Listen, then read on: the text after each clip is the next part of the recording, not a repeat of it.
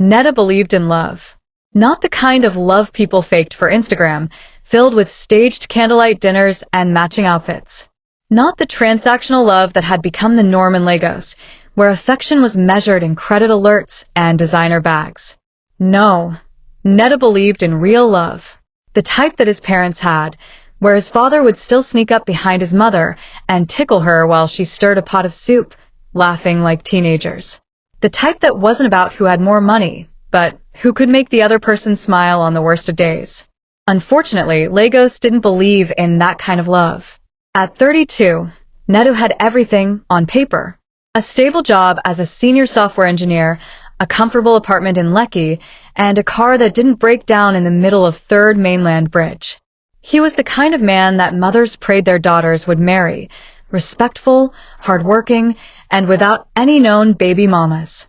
But there was one problem. Nedu was too naive. His friends often told him, "Guy, you be Magoo for love." And maybe they were right. His heart was too soft, his trust too easy to earn. He loved love, and that made him a target. His first girlfriend, Amaka, had once borrowed 500,000 Nigerian nairas from him to start a business. He never saw the business. He never saw Amaka again. His second, Ife, claimed she loved him deeply, but as soon as she met his boss at a work event, she magically lost feelings for Nedu and found them in the arms of a man with a house in Banana Island. His third, well, Nedu had stopped keeping track after that. But still, he refused to give up on love. And so, one evening, after months of self-imposed solitude, he sat in his apartment, staring at his phone. A new name appeared on his WhatsApp screen, Amaka. A friend had introduced them, saying she was sweet, God-fearing, and not like those Lagos girls. Neda sighed, fingers hovering over the keyboard. Maybe this time would be different. Maybe, just maybe, Amaka would be the one. Neda leaned back on his couch, staring at his phone screen with a small smile. For the past 2 weeks, he and Amaka had been talking nonstop. Their conversations flowed so easily that he found himself looking forward to her messages. She was funny, kind, and surprisingly down-to-earth. Unlike the usual Lagos girls who asked for urgent 2K before even saving his number, Amaka never once hinted at money. Instead, they talked about books, movies, and even childhood memories. Maybe this is it, he thought. Maybe I've finally found a decent girl. Then came the big moment. Nedu, you're such a great guy. We should totally meet in person. He didn't hesitate. Of course. Saturday, 7 p.m.? Perfect. I know just the place. That was his first mistake. Nedu arrived at the restaurant, a cozy but elegant spot on the island. He had dressed well, nothing too flashy, just a nice fitted shirt and tailored pants. Amaka arrived shortly after, and the moment he saw her, he almost forgot how to breathe. She was stunning, even more beautiful than her pictures. She had soft, brown skin, perfectly lined lips, and a confidence that made her even more attractive. Wow, he breathed. You look amazing. Amaka giggled. Thank you. You're not so bad yourself. Neda felt his chest warm with hope. Maybe this time would be different. Then the door opened, and 2 women walked in. Meet my best friends, Bisola and Titi. Amaka announced, grinning. Neda blinked. Oh, hi. The 2 ladies barely greeted him before sliding into the booth. Okay, maybe they're just here to say hello, he thought. Maybe they won't stay long. That was his second mistake. A waiter approached, handing the menus. Before Nedu could even suggest anything, Amaka and her friends dived in. I'll have the grilled salmon with mashed potatoes, Bisola said. And a bottle of red wine, Titi added. Amaka smiled sweetly at him. I hope you don't mind, babe. Neda swallowed. Babe? They hadn't even held hands yet. He tried to stay calm, but the next 30 minutes were a blur of expensive food orders. Lobster, prawns, siya platters, even dessert before the main course. His heart pounded with every additional order. At some point, he glanced at the menu prices and almost choked. 25,000 Nigerian nairas for a steak? His monthly data subscription wasn't even that much. By the time they finished eating, Nedu was sweating. Then the bill arrived. 147,000 Nigerian nairas. Nedu stared at it, his soul leaving his body. He looked up to see Amaka smiling at him, as if nothing was wrong. "Thanks, babe," she said sweetly. "You're so generous." Bisola and Titi were already taking selfies, talking about where they should go next. Nedu cleared his throat. "Excuse me, I need to use the restroom." Then he did the only thing his ancestors would have approved of. He disappeared. After the Amaka disaster, Nedu swore off dating for a while. His friends laughed at him when he narrated the story. "Guy, you for just stand up and tell them, be dangoed. Next time, carry them go mama put. Let's see if they'll order grilled salmon there." He ignored their teasing and decided to focus on work. Women, he told himself, could wait. But love had other plans. A chance encounter at the gym. One evening, after months of avoiding relationships, Nedu decided to hit the gym. Not because he was a fitness enthusiast, no, he preferred coding and eating suya, but because his potbelly was starting to announce itself in his fitted shirts. That was when he met her. Tall, curvy, skin like melted chocolate. She moved with effortless grace, her ponytail swinging as she worked out on the treadmill. Nedu wasn't one to approach women at the gym, but when she paused to take a sip of water, he found himself saying, "You look like a pro." She turned, and when she smiled, he forgot what air felt like. "You're funny," she said. "I'm a Desawa." Their conversation flowed easily. They talked about fitness, their favorite foods. She loved umla, he preferred pounded yam, and before he knew it, they had exchanged numbers. Unlike Amaka, Adesawa didn't seem materialistic. They spent hours talking about childhood memories, business ideas, even deep topics like personal fears. For the first time in a long while, Nedu thought, maybe I've finally met someone genuine. This time he picked the restaurant, a simple, quiet place where they could talk. When she arrived, his jaw almost hit the table. Gone was the sweet, calm Adesawa from the gym. In her place was a woman dressed like she was attending a music video shoot, tight mini dress, dramatic lashes, and a loud chewing gum pop to complete the look. Still, Nedu tried to keep an open mind. Maybe she'd just like to dress up. Then, the waiter arrived. Adesawa turned to him and frowned. "Why is the food here so expensive? I beg, let's go somewhere else." Before he could respond, she grabbed her bag. "Let's go to that place in Ikeja. I hear their food is cheap and plenty." Nedu blinked. "Ikeja? But we just got here." She rolled her eyes. "I beg, I don't like forming. I want real food, not this posh nonsense." At first, he admired her boldness. Maybe she was just down to earth. At the new restaurant, Adesawa ordered 3 plates of food, one for herself, one for later, and one because she just felt like it. Nedu paid. Again. Then, just as he was beginning to accept his fate, the drama started. A waiter accidentally spilled water near their table. Adesawa shot to her feet. "Are you mad? Do you know who I am?" The poor boy apologized, but she wasn't having it. Before Nedu could calm her down, she had removed her wig and was shouting, "You think you can embarrass me? I will show you today." A small crowd gathered. Some people started recording. Nedu's soul left his body. He wanted to disappear, teleport, vanish into thin air. Instead, he quietly grabbed his phone, stood up and left. Adesawa was too busy arguing to even notice. Back in his apartment, Nedu threw his phone on the couch and sighed deeply. Maybe love wasn't for him, but fate had other plans. Because the next woman he would meet would change his life forever. Nedu drove through the streets of Lagos, gripping the steering wheel tighter than usual. His mind was in turmoil. How do I keep attracting these women? First, Amaka had used him like an ATM machine. Now, Adesawa had turned a simple dinner into a live episode of Big Brother Naija. He shook his head. "I need a break from dating." As he approached an intersection, his phone buzzed. He glanced at the screen. His friend Uche was calling. Maybe I should just become a monk, he thought bitterly as he reached for the phone. And then, bam! The impact sent a violent jolt through his body. His head snapped forward, his seatbelt locking in place just in time. His car skidded slightly before coming to a shaky stop. For a second, he sat frozen, hands gripping the wheel, heart pounding. Then, reality set in. He had crashed into another car. And not just any car. A sleek, black Mercedes-AMG G63. His heart nearly stopped. Dear Lord, is this how my life will end?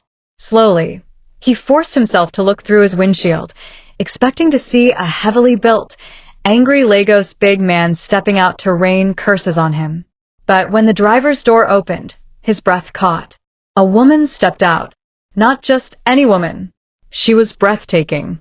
Even in the dim evening light, her beauty was striking. Tall and elegant, with smooth, caramel-toned skin that seemed to glow under the streetlights.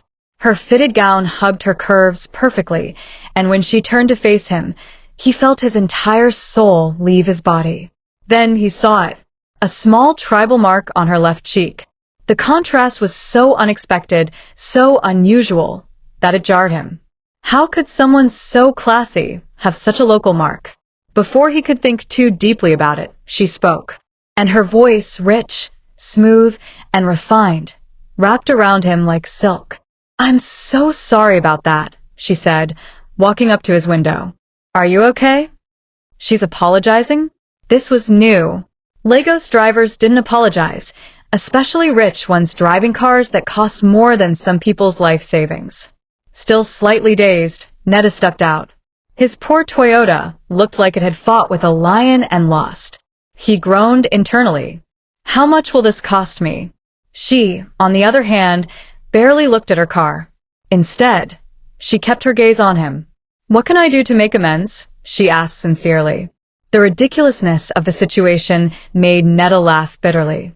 Well, maybe you could buy me a new car. He was joking, of course, but her response nearly made him faint. Okay. Nedu blinked. Wait. What? Give me your address. I'll send you a new one tomorrow, she said smoothly. He stared at her, waiting for the punchline. Was this a prank? A setup? Which Lagos woman would casually buy a man a car? He decided to play along. He gave her his address, half expecting her to drive off and never call him again. She smiled. I'll see you soon, then. With that, she stepped back into her car and drove off, her luxury vehicle gliding down the road like royalty. Nedu stood there for a long time, staring after her. Who the hell was that woman? Little did he know his life had just changed forever. The next morning, Nedu arrived at work feeling groggy. He hadn't been able to sleep much, replaying last night's collision over and over again in his mind. Who was that woman? Why was she so calm after the accident? And most importantly, was she really going to send him a car? He shook his head, chuckling dryly to himself. Of course not. Maybe it was just her way of ending the conversation politely. No sane person would buy a stranger a car over a simple accident, especially not in Lagos. He was still deep in thought when he heard a commotion outside his office window. Loud gasps, murmurs, then excited shouts. Nedu frowned, pushing his chair back. What's going on? He stepped outside to see a brand new car parked in front of the office building. A sleek, silver Toyota Camry 2024 model, shining like a jewel under the morning sun. A uniformed driver stood beside it, holding a white envelope. People gathered around, whispering and pointing. Nedu felt his heart pound. No way. The driver spotted him, walked over, and handed him the envelope with a respectful bow. For you, sir. Nedu hesitated before taking it. His hands were slightly unsteady as he tore it open. Inside was a simple, elegant note written in smooth cursive handwriting. Now you'll never look down on a Nigerian woman again. Yemi. His head spun. Yemi. So that was her name. The mysterious, breathtaking, ridiculously generous woman. He looked at the car again, then at the note, then back at the driver, who simply nodded. Madam sends her regards. Nedu could barely process it. This had to be a joke. Or a test. Or a trick. But no, the car was real. The people whispering around him were real. The driver, standing with quiet confidence, was real. Nedu ran a hand through his hair. What kind of woman did something like this? More importantly, Why did she do it for him? Later that evening, Nedu paced his living room, his phone in his hand. He had been staring at Yemi's number for the past 20 minutes, debating whether or not to call her. He wasn't sure how to feel. Grateful? Embarrassed? Suspicious? Finally, he took a deep breath and pressed the dial button. The call barely rang twice before she picked up. Nedu, she said, her voice as smooth as silk. I was wondering how long it would take for you to call. He hesitated. You really bought me a car? You sound surprised, because I am surprised. I don't understand why you'd do that for a stranger. Yemi laughed softly. Does a good deed need an explanation? In this Lagos? Nedu scoffed. Definitely. She chuckled again, then said, All right. If it'll make you feel better, let's meet up. Dinner my treat. That way, you can look me in the eyes while you overthink my kindness. Nedu hesitated. Something about Yemi unsettled him. She was beautiful, wealthy, confident. Everything about her screamed high class. And then there was the tribal mark. He hated that he even thought about it, but it was there, standing out against her otherwise flawless beauty. Still, curiosity gnawed at him. All right, he finally said. Where should I meet you? Yemi laughed again, a knowing sound that made his stomach tighten. Don't worry about that. I'll send a car to pick you up. Nedu frowned. That won't be necessary. I can drive myself. She hummed in amusement. Let me guess, you don't want to feel emasculated? Nedu shifted uncomfortably. She had read him too easily. Fine, she said. I'll send you the location. 8 o'clock. Don't be late. The call ended before he could respond. Nedu exhaled, staring at his phone. This woman was something else. And he wasn't sure if that was a good thing. By 7:45 p.m., Nedu was dressed and ready. A tailored navy blue shirt, black trousers, and polished loafers. He stared at his reflection in the mirror, adjusting his cuffs. He looked good. No, he looked expensive. Tonight, he needed to remind this woman that she wasn't the only one with money. His phone buzzed. A message from Yemi. Hope you're on your way. CC Sibi. 8 p.m. sharp. CC Sibi? Nedu's brows furrowed. The name was familiar. Then it hit him. The CC Sibi? The ultra-exclusive fine dining restaurant that was the talk of Lagos? The one that had a 3-month waiting list? The one where only politicians, celebrities, and business moguls dined? He swallowed. What kind of woman casually booked a date at CC Sibi? A very rich one. Nedu clenched his jaw. No problem. He would meet her there. The moment Nedu stepped into CC Sibi, he felt like he had walked into another world. Soft jazz music played in the background. The chandeliers sparkled like diamonds. The air was thick with the scent of aged wine and expensive perfumes. It was the kind of place that made you straighten your posture and check your bank account balance twice. A sharply dressed hostess greeted him with a warm smile. Good evening, sir. You must be Mr. Nedu. He nodded. This way, please. Ms. Yemi is expecting you. He followed her through the grand dining hall, feeling more out of place with every step. This woman must really be testing me, he thought. Then he saw her. Yemi, sitting at a corner table near the floor-to-ceiling windows, overlooking the city. She was breathtaking.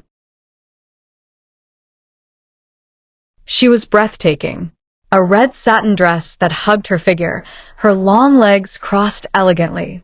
Gold earrings, subtle makeup, and that undeniable aura of confidence.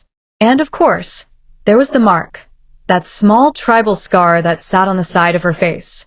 The only imperfection in her otherwise divine beauty. For a moment, Nedu almost forgot how to walk.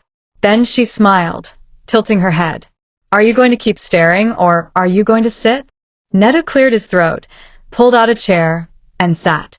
Impressive place, he said casually, pretending not to be fazed. She smirked. I own it. Nedu nearly choked on his own breath. You what? Yemi took a sip of her wine. I own CC Sibi. It's my restaurant. Nedu blinked. She was the owner? The mastermind behind Lagos' most exclusive dining spot? How had he not known this? He had heard the name before, but he had assumed the owner was some middle-aged Yoruba woman, not this. "You look surprised," she said, amused. "Well, yeah," he admitted. "I wasn't expecting a woman." He hesitated. "A young woman?" she pressed, raising a brow. He let out a breath. "Honestly, I just wasn't expecting you." She laughed, a soft, rich sound. "You'll get used to it." A waiter arrived, placing a menu in front of him. Nedu glanced at the prices and nearly whistled. "This woman no day play." "I hope you don't mind, but I ordered for us already," Yemi said. He raised an eyebrow. "You ordered for me? I own the restaurant, remember? Trust me, you'll love it." Nedu sat back, studying her. Everything about her was a contradiction. She was beautiful, yet unbothered by superficial beauty standards. She was wealthy, but didn't flaunt it arrogantly. She was direct, confident, and somehow intriguing. But still, there was something about her that unsettled him. The way she carried herself.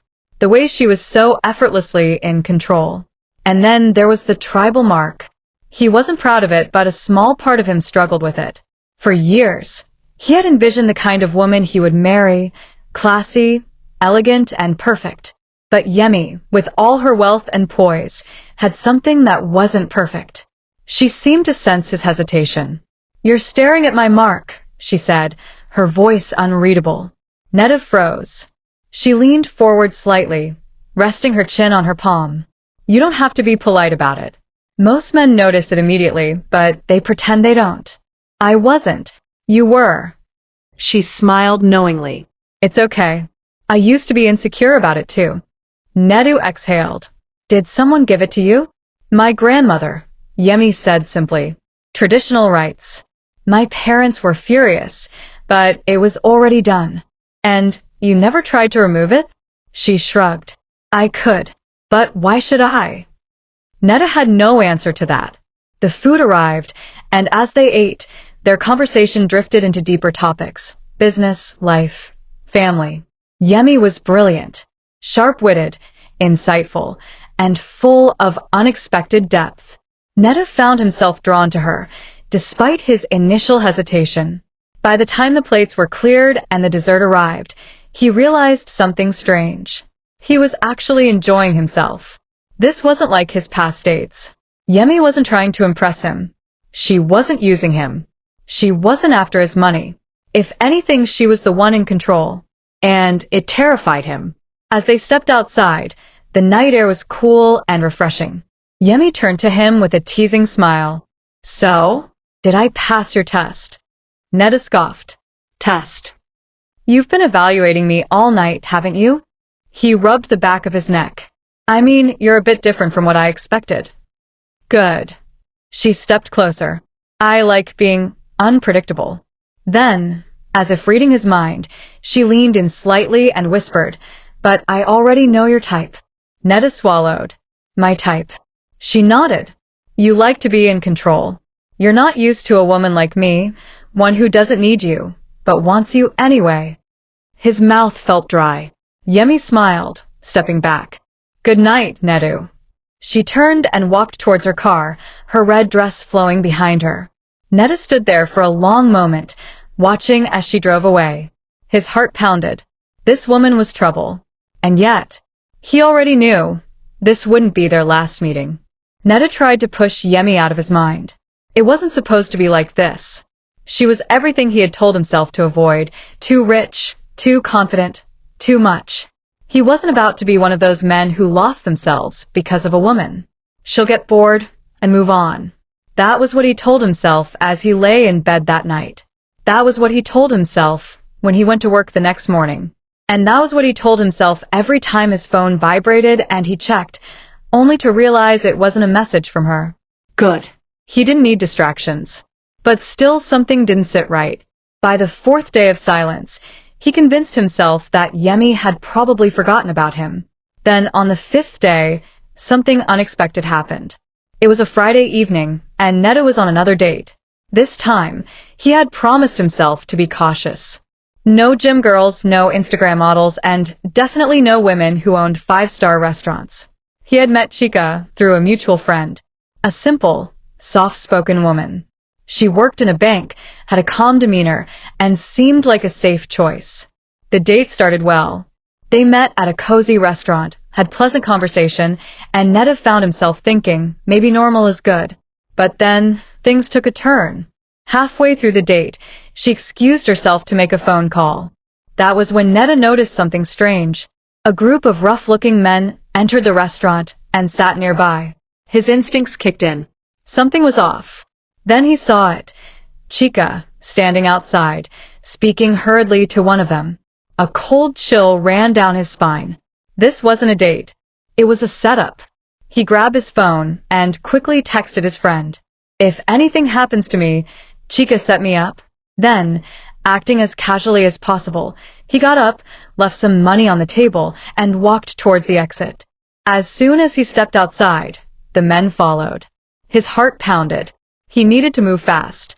Before Chica could notice, he slipped into the crowd and disappeared into the street. Only when he was a safe distance away did he finally exhale. That was close. Nedu shook his head in disbelief. Women. Was this what dating had become? As he walked towards his car, shaking off the fear, he promised himself he was done. No more dates. No more games. Then, just as he reached his car, he saw her. Yemi. Standing by the entrance of a boutique, looking effortlessly stunning in a fitted jumpsuit. Their eyes met, and she smiled. Nedu hesitated. Of all the people to run into tonight, it had to be her.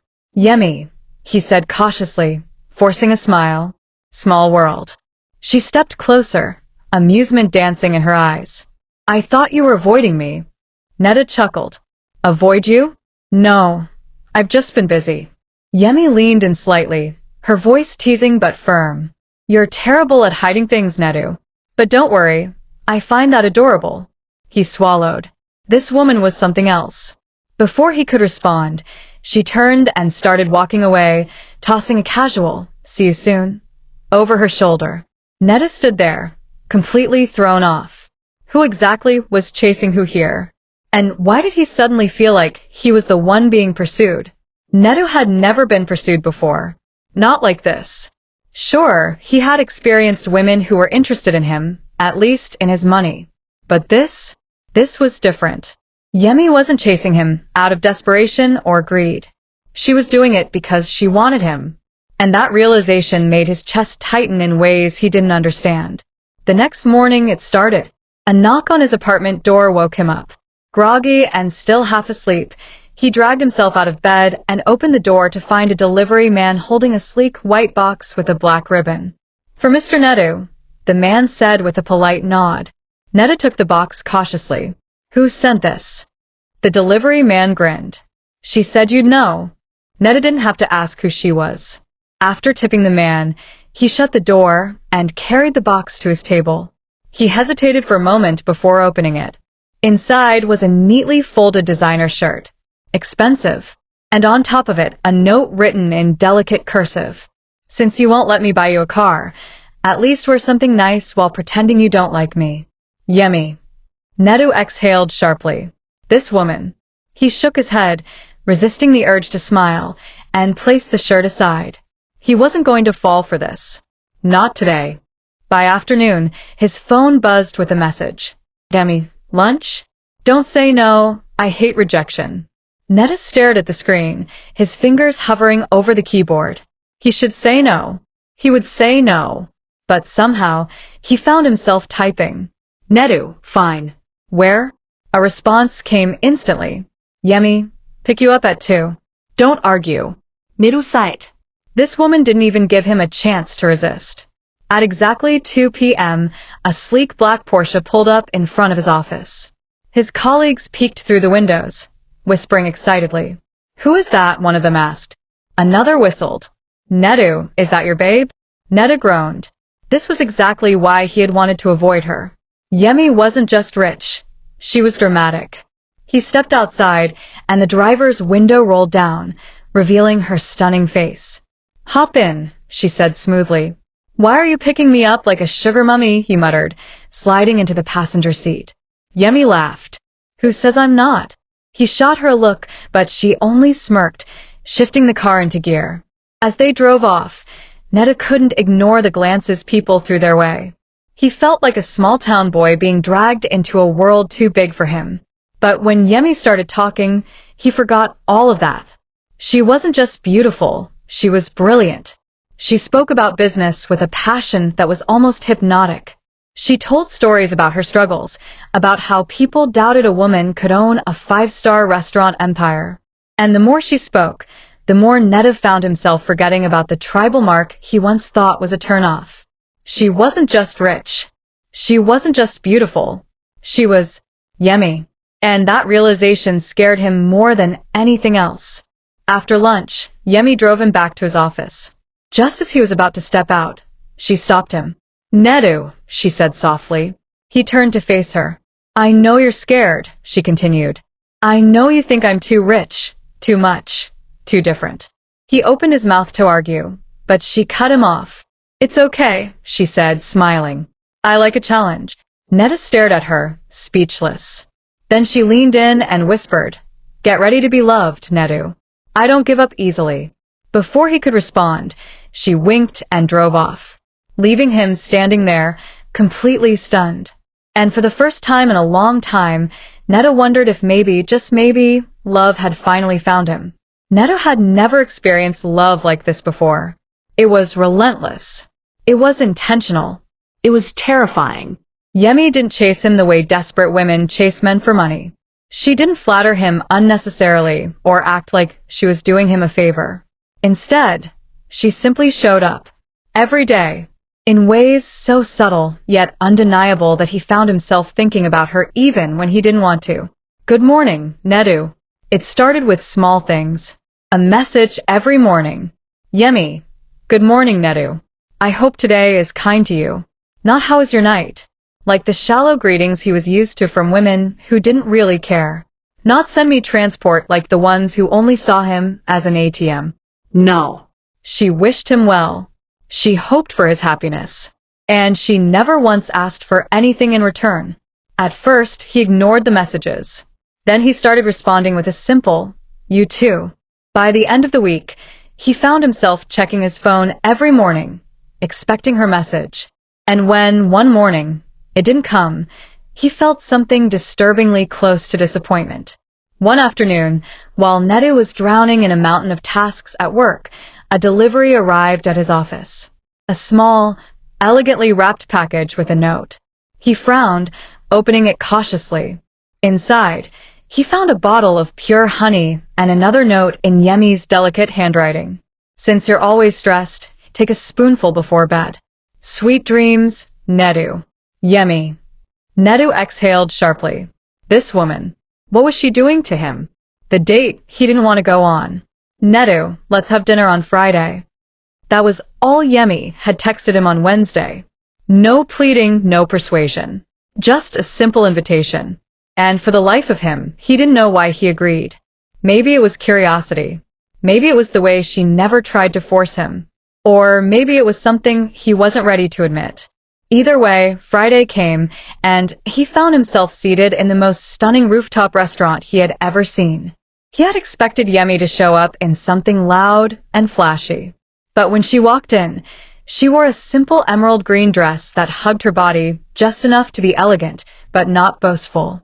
And when she smiled at him, soft, confident, knowing, his throat went dry. You came, she said as she took her seat across from him. You knew I would, he muttered, looking away. She chuckled. I was 90% sure. The other 10% was scared you'd run away. Nedu looked at her and sighed. Yemi, why are you doing this? She tilted her head. Doing what? This. Me. He gestured vaguely between them. You could have any man. A rich one. A confident one. Someone who won't. Someone who won't be scared of me, she finished for him. He swallowed hard. Yes. Yemi leaned forward, resting her chin on her hand.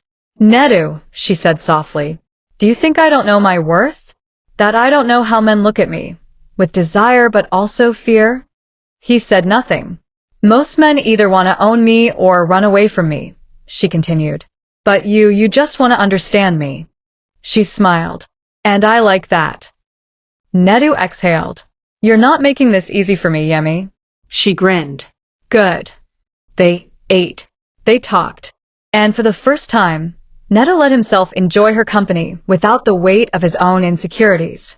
Maybe, just maybe, this wasn't so bad. Maybe, just maybe, he was falling. A moment of weakness. That night, as she drove him home, Nedu found himself watching her closely. She wasn't just confident. She was kind. She was warm. And even though he still saw the small tribal mark on her cheek, it no longer bothered him. It was just a part of her. When she pulled up in front of his apartment, he hesitated before getting out. Yemi, he said, voice quiet. She turned to him. He didn't know what he wanted to say. Maybe thank you. Maybe I'm sorry for being difficult. Maybe I think I might be in trouble with you. But all he managed was good night. She smiled knowingly. Good night, Nedu. And as she drove away, he stood there, watching her go, his heart pounding against his ribs. Yemi was right. She was a challenge. And Nedu was no longer sure he wanted to resist. Nedu had always believed that love was something that happened to him. Like an accident. Like fate. Like the unfortunate series of events that had led him to be used, mocked, and nearly robbed by the women in his past. But Yemi was rewriting everything he thought he knew. She wasn't just loving him. She was choosing him. Every single day. And that terrified him. Nedu knew he was losing the battle. He was beginning to think about her too much. His mornings didn't feel right until he saw her usual text. His nights felt empty when he wasn't replaying their conversations. He needed space. So, like the emotionally confused man that he was, he did what most men did when they were scared. He pulled away. He stopped responding to her texts. He canceled their next dinner plan. And when she called, he let it ring. He told himself it was for the best. That if he ignored her long enough, she would move on. But deep inside, he knew Yemi wasn't like the others. And she wasn't going to let him go so easily. You can't escape me, Nedu. The confrontation came on a Saturday morning. Nedu had just stepped out of his apartment, yawning, when he saw a familiar figure leaning against his car. Dressed in simple jeans and a white shirt, arms crossed, an amused smile playing on her lips. Yemi. His stomach dropped. What are you doing here? She shrugged. You ignored my calls. I got curious. He sighed. Yemi, I... Don't lie. She cut in, her tone calm but firm. You like me, Nedu. I see it. I feel it. He opened his mouth, but she raised a hand. Let me finish. Taking a slow step toward him, she tilted her head. You're scared because you've been hurt before. You think I'll wake up one day and decide you're not good enough. That I'll look at your bank account, your job, and decide you don't measure up. His jaw tightened. But Nedu, she continued, softer now, I don't love you for what you have. I love you for who you are. The words hit him like a punch to the chest. She what?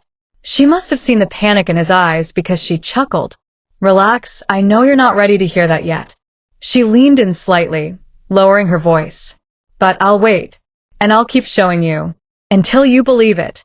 Then, with a small wink, she turned and walked away, leaving him standing there, shaken. The next week was torture. Nedu tried to focus on work, but he was restless, unsettled. He couldn't stop thinking about Yemi's words. I love you for who you are. No woman had ever said that to him before. And the worst part? He believed her. One evening, as he lay in bed, staring at the ceiling, he grabbed his phone and finally did what he had been resisting for days. He called her. She picked up on the first ring. Nedu, she said, and he could hear the smile in her voice. He swallowed hard. I think I'm ready to stop running. Silence. Then, softly, good. And just like that, the walls he had built around his heart began to crumble. For the first time, Nedu let himself hope. Maybe, just maybe, love wasn't an accident. Maybe it was a choice. And this time, he was choosing her too. Nedu had always thought that love was something that happened to a man. That it sneaked up on him when he least expected it, like an unexpected bill or bad weather. But now, sitting across from Yemi at a candlelit restaurant, Watching the way she effortlessly commanded a room with her presence, he realized something. Love wasn't just something that happened. It was something you let happen. And, finally, he was letting it. This time, Nedu didn't hesitate when Yemi asked him to dinner. She had chosen a restaurant he was comfortable in. Nothing too extravagant. Nothing that made him feel small. Just a quiet, intimate space where they could talk. When she arrived, he almost forgot how to breathe. A simple navy blue dress. Hair pulled back in an elegant bun. Gold earrings that glowed under the soft restaurant lights. She sat down, giving him that soft, knowing smile. "You look like a man who just realized something important." He chuckled. "Maybe I have. Care to share?" He hesitated, then leaned forward slightly. I think I've been a coward." She raised an eyebrow, but said nothing. He exhaled. "I was so focused on all the reasons why we wouldn't work, your wealth, your confidence, your tribal mark." He felt ridiculous even saying it now. "But the truth is, Yemi, I was just scared. Scared that if I let myself love you, I wouldn't be enough." For a moment, she said nothing. Then softly, "And now?" His heart pounded. He reached across the table, taking her hand in his. "Now, I think I'd be a fool to let you go." Her fingers tightened around his. "Nedu," she said, her voice warm and teasing. "It took you long enough." He laughed, and just like that, the weight in his chest lifted. For the first time in a long time, he wasn't running. But if he thought that meant Yemi would stop her bold pursuit of him, he was wrong. She still sent him random gifts, little things that made him smile. A book she thought he'd like. A handwritten note tucked into his work bag. His favorite food delivered to his office. She still called him every morning, her voice soft with sleep. "Just checking in on my favorite person." And when he tried to return the favor, when he sent her flowers or bought her gifts, she only smiled and said, "I appreciate this, but remember, I'm the one wooing you." He had never met a woman like her. And now, he was completely, hopelessly, deliberately falling in love. One evening, as they sat on a park bench, watching the Abuja skyline glow in the distance, Yemi turned to him. "Do you believe in fate?" Nedu thought for a moment. "I used to think love was fate. That had just happened. But now I think love is a choice." She smiled. "Good answer." Then, after a pause, she added, "So, when are we getting married?" Nedu nearly choked on his drink. "What?" She laughed. "Oh, come on. You didn't think I'd wait for you to propose, did you?" His heart pounded. Was she joking? Was she serious? Yemi only smiled, reaching out to straighten his collar. "Relax, Nedu. I'm just giving you something to think about." And with that, she stood up, brushing imaginary dust off her dress. "I'll see you tomorrow." Then she walked away, leaving him sitting there, stunned. "Nedu, when are we getting married?" For the first time, the question didn't scare him. It excited him. Nedu spent the next few days thinking about what Yemi had said. "When are we getting married?" She had dropped the question so casually, like she was asking about the weather, but it had shaken him to his core. Not because he didn't want to marry her, but because somewhere deep inside he realized he did. He wanted to wake up to her voice every morning, not just over the phone, but in their home. He wanted to watch her fill a space with her warmth and laughter. He wanted a lifetime of her boldness, her kindness, and her love. But the fear still lingered. Would I be enough? Even now, with all she had done to prove she wanted him, not his status or success, the insecurity gnawed at him. Then one morning, he woke up to a simple message from Yemi. "Love in every word. Love in every action. But love is also a decision. What will yours be?" Nedu stared at the words for a long time, then exhaled deeply. It was time. If there was one thing he had learned from Yemi, it was that love required effort. And if she had spent all this time wooing him, then it was only right he finally stepped up. So he planned something special. A dinner at her favorite restaurant, but this time, he made the reservations. He made sure everything was perfect, her favorite wine, soft candlelight, and a private table away from the crowd. When she arrived, looking effortlessly breathtaking in a simple white dress, he felt his heart race. She raised an eyebrow. "What's all this?" He smiled. My turn. She laughed, sitting down. I'm listening. Throughout the meal, he took his time, savoring every moment, every glance, every soft smile she gave him. He realized he had never been happier than in these moments with her. As the night drew to an end, he reached into his pocket and pulled out a small velvet box. Yemi's eyes widened slightly, but she said nothing. He opened it, revealing a delicate gold ring. Not flashy, not extravagant, but simple and timeless, just like the love they had built. Nedu took a deep breath. You once asked me when we're getting married, he said, voice steady, but filled with emotion. I was afraid of the answer then, afraid of not being enough. But I know now that love isn't about measuring up. It's about choosing each other every day. He looked into her eyes, holding her gaze. So, Yemi, will you choose me? Today, tomorrow, and for every day after? For the first time since he had met her, Yemi was speechless. Then, slowly, a smile spread across her face, soft and radiant. She reached out, cupping his face gently. Nedu, she whispered, I chose you a long time ago. And with that, she took the ring and slid it onto her finger, sealing the promise between them. The restaurant erupted in applause, but Nedu barely heard it. All he could see, all he could feel, was her. Yemi, the woman who had taught him that love wasn't just a word, but an action, a choice, a promise. And now, he was ready to make that promise forever. The end.